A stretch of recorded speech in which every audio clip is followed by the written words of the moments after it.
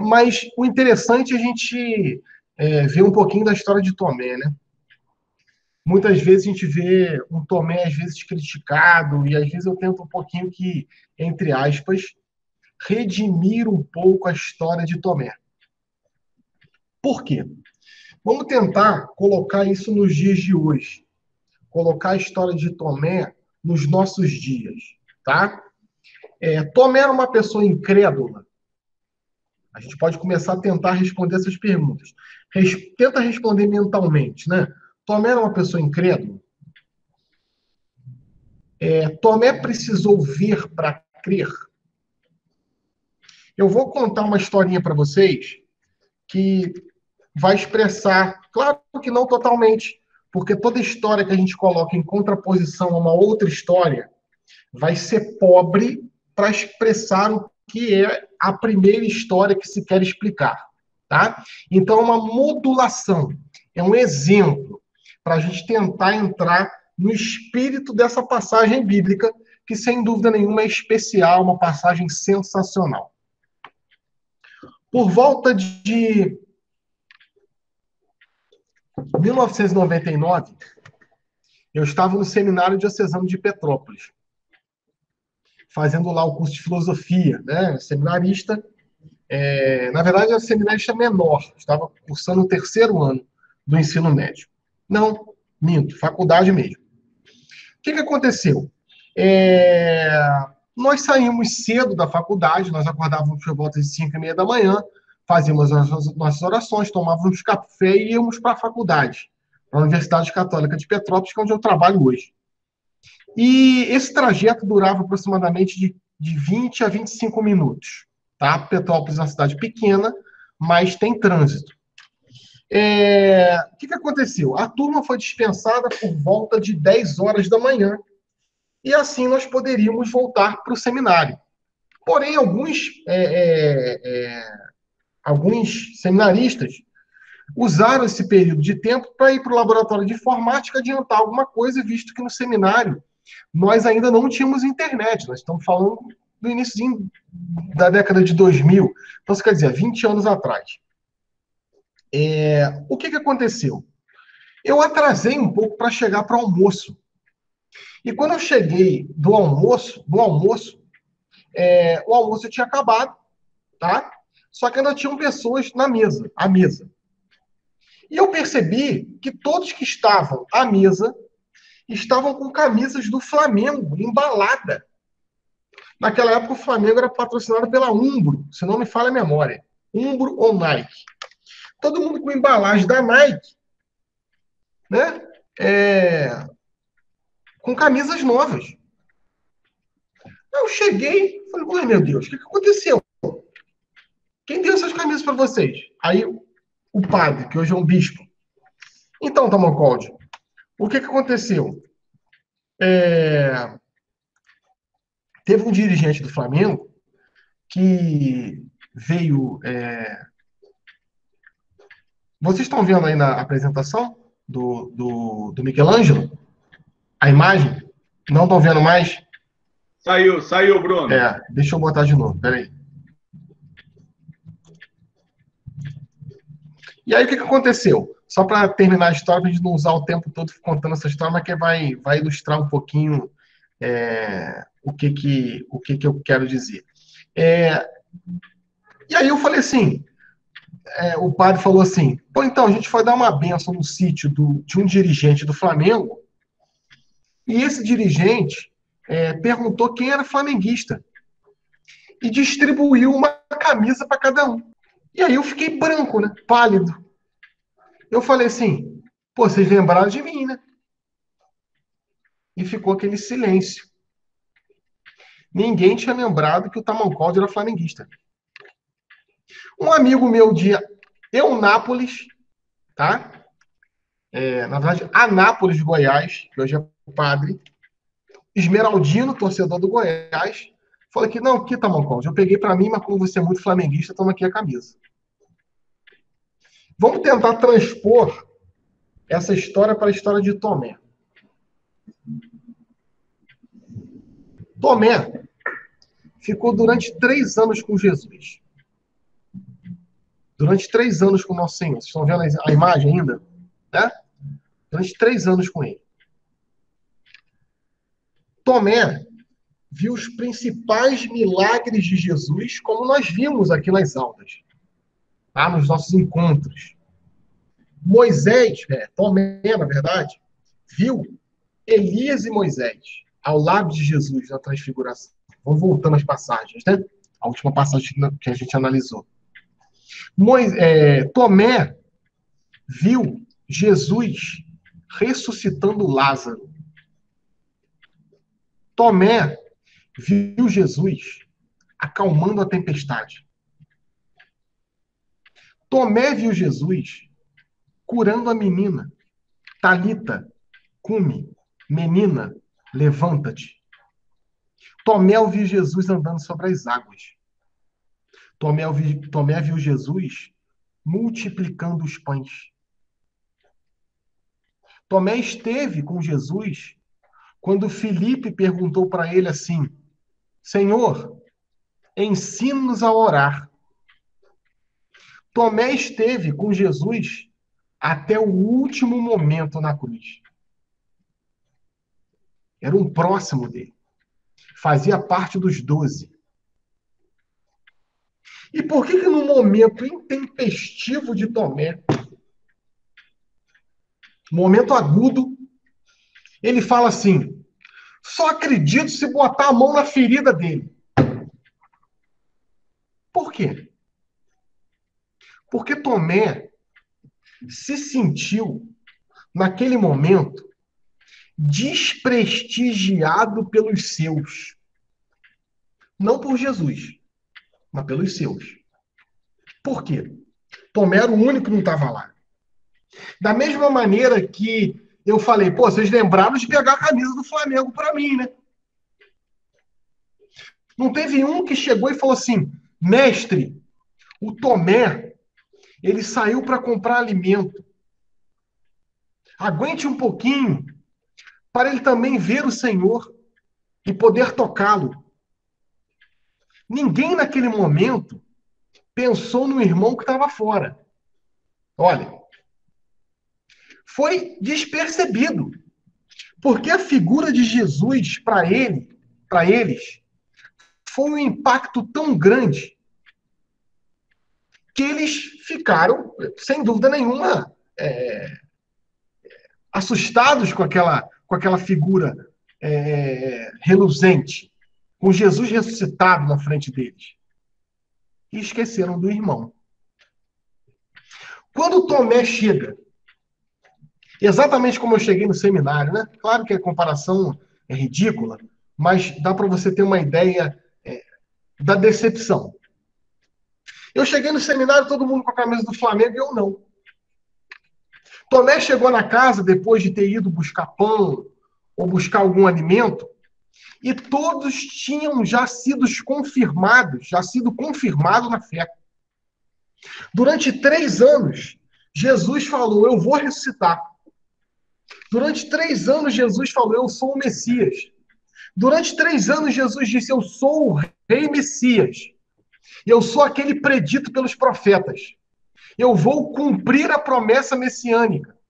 Eu vou unir o céu e a terra. A dívida que foi contraída pelos vossos pais, eu vou sanar, eu vou pagar. Os vossos pais comeram o maná no deserto e morreram. Eu, porém, vos dou o pão do céu, que é o meu corpo e meu sangue. Eu sou o bom pastor. Eu dou a vida pelas minhas ovelhas. Olha, quando Tomé entra na casa e vê os seus amigos já confirmados na fé, porque Paulo vai falar: se Cristo não ressuscitou, vã é a nossa fé, vazia é a nossa fé. Se Cristo não tivesse ressuscitado, gente, Cristo seria um grande líder religioso, mas não seria um Deus. Essa é a grande diferença da ressurreição. A ressurreição atesta historicamente que Jesus é Deus, verdadeiramente. Esse é o poder da ressurreição. Jesus não é um líder religioso, com todo respeito aos líderes religiosos, como Buda, Confúcio, Lao Tse, Davi, Moisés. Jesus excede. Esses irmãos que estavam lá na casa foram confirmados porque a promessa feita a Jesus durante 3 anos foi cumprida. Foi cumprida nele, com ele e para a salvação do universo, de todos nós que cremos na presença dele. O único que não viu foi Tomé. Essa passagem me emociona profundamente, porque a gente vai perceber não a incredulidade desse homem, mas a fé desse homem. E como a fé desse homem é muito semelhante à nossa fé. Por quê? Olha lá, olha o pulo do gato. Por quê? Tomé chega no lugar, Jesus não está mais.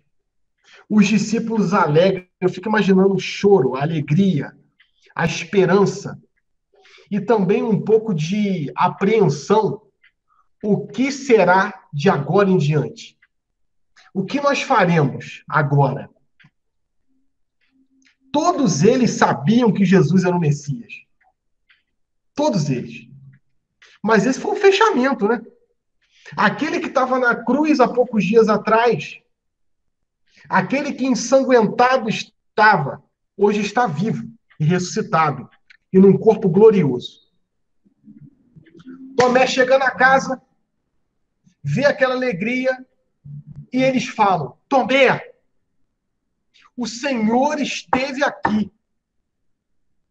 O Senhor esteve entre nós. Aquele mesmo que foi crucificado, Tomé, alguns dias atrás, aquele mesmo que andou e rasgou sandálias nas estradas da Judéia, ele esteve aqui conosco. Tomé, gente, ele deve ter ficado amargurado, por não ter visto Jesus. E aí, num lapso meio que de raiva, né, por não ter visto, eu não acredito. Eu só acredito vendo. Eu só acredito se eu tocar nas feridas dele. Mas, na verdade, o que Tomé estava pensando? Por que ele não me esperou? Por que ele não falou, não, tá faltando alguém. Tá faltando Tomé. Esse foi o sentimento que estava no coração do Tomé. E por que esse sentimento é levantado em questão nesse momento? Porque se Tomé verdadeiramente não acreditasse em Jesus, ele teria ido embora ali, naquele momento. Ele teria ido embora já. Ele viria a alegria dos seus irmãos, ele viria a alegria dos seus amigos, e amargurado de dor, se sentindo rejeitado por seus amigos e também pelo próprio Jesus, que não o aguardou, que não o esperou, ele teria ido embora. Agora, as Escrituras falam que ele esperou. Por que esperou? Porque ele viu Jesus curando a hemorroísa. Ele viu Jesus cuspindo no chão e fazendo uma laminha e passando no cego. E ele voltou a ver. Ele sabia que Jesus era o Messias. Depois de uma semana, Jesus aparece novamente. E sem dirigir aos outros, ele se dirige a Tomé. Por quê? Porque Jesus sabia que na primeira aparição Tomé não estava. Tomé, vem aqui, Tomé. A passagem bíblica, ela é seca, né? Eu imagino uma outra coisa. Isso não é heresia não, tá, gente? Isso é interpretação. Isso é exegese bíblica. Eu imagino Jesus entrando no quarto e falando assim: Shalom. Tomé, vem cá. Você ficou me esperando até agora, né, Tomé? Olha aqui, Tomé, sou eu mesmo. Bota a mão na minha ferida. Bota a mão no meu lado. E eu sei, Tomé, que você não duvida de mim.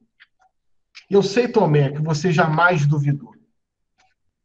E eu sei que mesmo assim, sem ver, você ficou esperando aqui uma semana. Você tem muito mais fé que os seus irmãos que viram eu ressuscitado. Porque durante 7 dias, você ficou esperando, sem ver. Esses somos nós, meus irmãos. Quem é que viu Jesus? Como Tomé viu? Ninguém. Jesus vai completar. Tomé, acreditaste porque viu, né? Bem-aventurados aqueles que não viram, não ouviram, não tocaram e acreditarão. Esses somos nós. Olha, que passagem sensacional. Entende como Tomé não era um incrédulo? Porque se ele fosse um incrédulo, ele tinha ido embora. Aquilo foi um momento de fúria, um momento de lapso. A gente fala aqui no Rio que Tomé ficou puto. Né? Tomé ficou puto.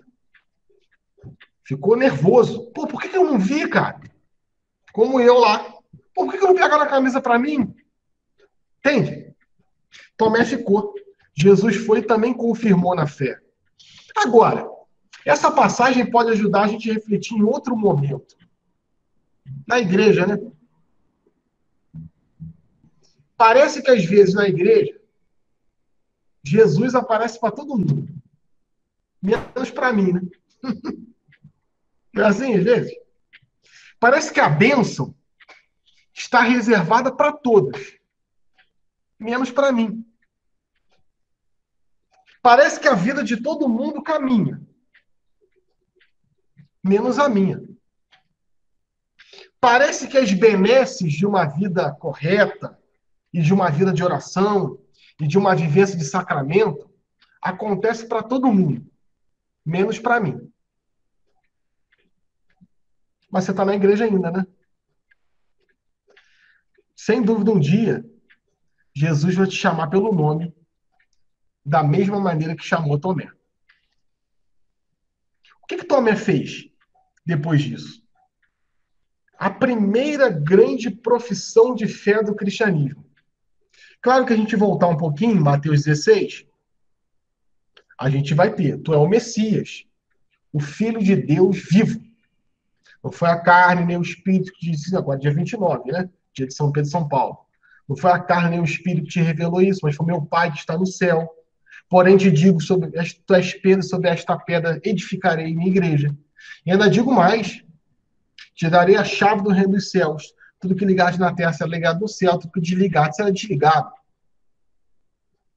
Olha, é uma profissão de fé. Tomé, ele vai falar, meu Senhor. O que é o Senhor? O Senhor é o dono. O Senhor sabe aonde vai o servo. O Senhor ordena o servo. E é por isso que nós falamos também no querigma, de uma temática chamada o senhorio de Jesus. O que é o senhorio de Jesus? É você, dentro de uma perspectiva cristã católica, tá? Colocar Jesus como Senhor das tuas escolhas. Claro, gente. Isso é uma proposta. A mensagem cristã, católica especificamente, de maneira nenhuma deve ser uma mensagem proselitista. O que vem a ser uma mensagem proselitista? Uma imposição da fé. Ou uma pregação da fé irracível. Tem que se converter, tem que se converter, tem que se converter. Quem converte a pessoa é o próprio Cristo. Claro que Paulo vai falar que a conversão vem através da pregação. Não se furte de pregar a palavra de Deus. Mas lembrando meu padroeiro aqui no meu bairro do Alto da Serra, a palavra é boa quando são as obras que falam. Então, sem dúvida nenhuma, Tomé estava angustiado. Só que ele colocou o senhorio do Senhor, o senhorio de Deus. Meu Senhor. Jesus, você é meu Senhor. E não por aquele ato. Claro que não. Pelos 3 anos que Tomé viu Jesus, esteve com Jesus, conviveu com Jesus. Como uma ovelha num campo, Tomé sentiu o cheiro de Jesus.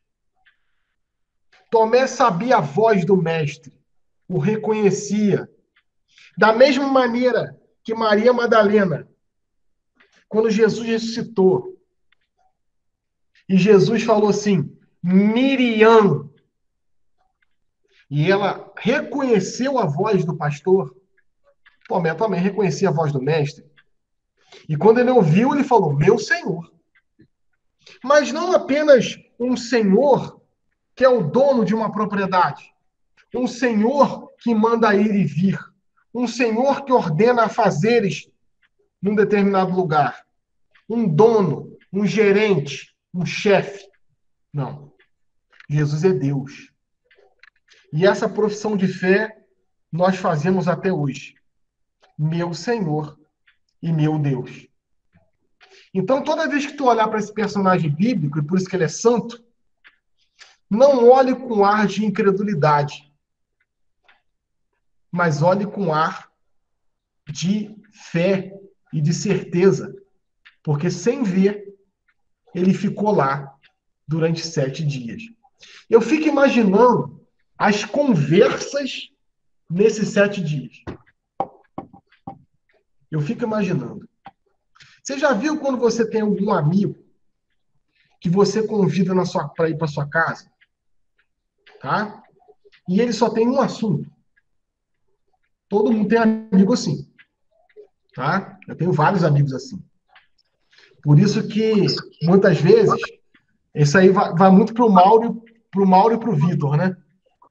Muitas vezes, quando eu faço alguma coisa aqui na minha casa, eu separo os grupos. Então, por exemplo, eu vou fazer alguma coisa para os amigos da faculdade. Eu chamo só os amigos da faculdade. Eu vou fazer alguma coisa para os meus amigos da igreja. Eu chamo só os amigos da igreja. Claro, quando é uma coisa maior, vai estar o pessoal da faculdade e o pessoal da igreja. Tá? Mas muitas vezes, e algumas vezes isso aconteceu, o pessoal da igreja acha o pessoal da faculdade o quê? Chato. Por que o pessoal da faculdade vai falar? Ah, pesquisa em educação tal. Ah, eu sou pesquisador, não sei o quê. E aí tá rolando uma conversa, alguém fala, eu estudo sobre isso. Não é que é um ar de soberba. Não. Pelo contrário. É o que as pessoas fazem no seu dia a dia.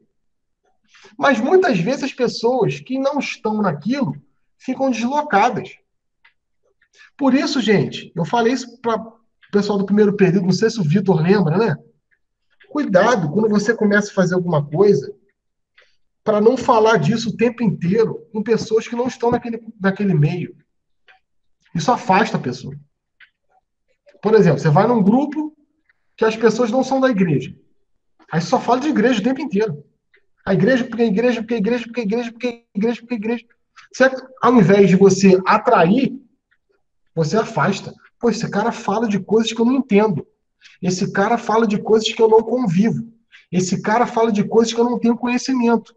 E a pessoa que está ouvindo você falar vai achar que você acha ela um idiota. Tomé não era um idiota. Mas Tomé tinha a ignorância da visão de Jesus que os seus colegas tiveram. E durante uma semana, os colegas falaram sobre Jesus ressuscitado. E Tomé não viu. Entende que Tomé tinha tudo para ir embora, gente. Tomé tinha todos os motivos para ir embora. Jesus não apareceu para mim. Se ele fosse uma pessoa melancólica, ele falou, não, Jesus não apareceu para mim porque ele não gosta de mim. Jesus não apareceu para mim porque deve ter algum motivo. Ele deve gostar mais de outra pessoa do que de mim. Na verdade, Jesus me escolheu, mas foi uma escolha meio de tabela. Ele ia inventar centenas de obstáculos para ir embora. Muitas vezes fazemos isso na igreja. Ah, o padre não sorriu para mim. O padre sorriu para uma outra pessoa, falou com uma outra pessoa, e eu estava do lado e o padre não falou comigo. O padre simplesmente me cumprimentou. Oi, Bruno, tudo bem? Tudo bem. Mas para outra pessoa ele riu. Olha, a gente não faz isso? Faz, gente. Faz. A gente fica arrumando motivo, às vezes, para ficar, desculpa o termo, puto da vida. Ó, mas a coordenadora da catequese dá mais valor àquela comunidade do que a minha. Ah, só porque aquela comunidade tem 60 crismandos e a minha comunidade tem 8? Claro que ela vai dar mais valor. Olha, Tomé podia ter todos esses motivos para ir embora. Fulano de tal foi convidado para ser ministro da ordinária da Eucaristia.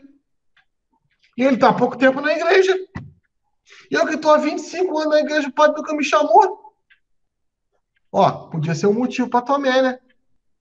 Por que Jesus escolheu Pedro e não me escolheu? Por que Jesus não falou assim, Tomé, sob esta pedra edificarei a minha igreja? Tomé, eu te darei a chave do reino dos céus. Tudo que ligaste na terra será ligado no céu, e tudo que desligaste será desligado. Por que ele disse a Pedro? Olha, ele tinha motivo para ir embora. Mas por que não foi? Porque ele tinha um motivo maior do que tudo isso. Que era o mestre, que era Jesus, que era o Senhor.